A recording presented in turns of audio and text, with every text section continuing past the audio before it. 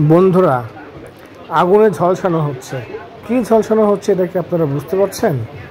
হ্যাঁ, একটু ভালো করে দেখেন তাহলে হয়তো বুঝতে পারবেন। এটা কিন্তু আসলে মাছ ঝলসানো হচ্ছে আগুনে। আর এই ঝলসানো মাছকে নাকি বলে মাছের বারবিকিউ। হ্যাঁ বন্ধুরা, আমরা কুয়াকাটা গিয়েছিলাম, তো সেখানে কুয়াকাটার বিশেষ আকর্ষণ হচ্ছে টুনা মাছ। টুনা মাছের বারবিকিউ। আমরা একটা টুনা মাছ নিয়েছিলাম বেশ বড় সাইজের, এবং এই মাছটাকে ওদের বারবিকিউ করে দিতে বলছিলাম।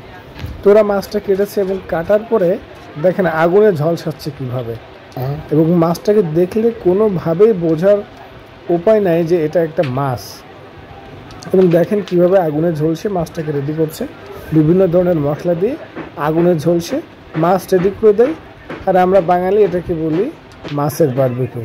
তবে হ্যাঁ, এটা খেতে কিন্তু বেশ মজাই, ভালোই লাগে। রেডি হওয়ার পরে আমরা রুটি দিয়ে এটা খেয়েছিলাম। কুয়াকাটার এই আকর্ষণ কিন্তু আসলে বেশ আকর্ষণীয় এবং মজার খাবার।